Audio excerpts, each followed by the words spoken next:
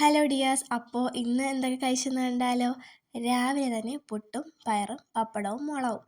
അപ്പോൾ ഇതാണ് ഞാൻ രാവിലെ കഴിച്ചത്. അതിനുശേഷം ഞാൻ ഈ ഒരു ഈത്തപ്പഴമാണ് കഴിച്ചത്. ഇത് നല്ലൊരു ഈത്തപ്പഴമായിരുന്നു. എനിക്ക് പൊതുവെ ഡ്രൈ ആയിട്ടുള്ള ഈത്തപ്പഴം ഇഷ്ടമില്ല. പക്ഷേ ഇതാണെങ്കിൽ നല്ല ടേസ്റ്റി ആയിരുന്നു. പനിയൊക്കെ പിടിച്ചതല്ലേ, അപ്പം അതിൻ്റെ ഒരു ക്ഷീണം മാറ്റാൻ ഈത്തപ്പഴം കഴിക്കുന്നത് ഹെൽത്തിന് വളരെ വളരെ നല്ലതാണ്. അപ്പോൾ ഉച്ചയ്ക്ക് ചോറും തോരനും പൊരിച്ച മീനും അച്ചാറും മീൻകറിയും തൈരൊക്കെ കൂട്ടിയിട്ടാണ് ഞാൻ കഴിച്ചത്. ഈ തോരൻ കണ്ട മുരിങ്ങയില തോരനാണെന്ന് വിചാരിക്കും, പക്ഷെ അല്ല, അത് മധുരക്കീര തോരനാണ് ഗായ്സ്. ചോറൊക്കെ കഴിച്ചിട്ട് ഞാൻ ഈ ഒരു ഏത്തമ്പഴം ഷേക്കടിച്ചാണ് കുടിച്ചത്. ഏത്തമ്പഴം എന്നല്ലേ പറയണ വലിയ പഴത്തിന്.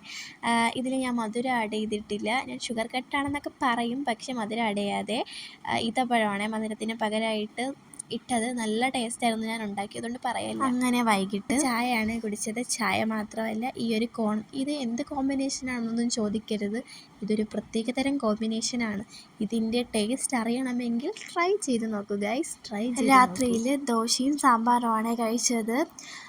ദോശയും സാമ്പാറും മാത്രമല്ല, കട്ടൻ ചായയും. ഇതിനെ ചക്രം എന്നല്ലേ പറയണ, ഞങ്ങളിവിടെ ചക്രം എന്നാണ് പറയാറ്. ഇനി ഞാൻ മാത്രമാണെന്ന് അറിഞ്ഞൂടാ.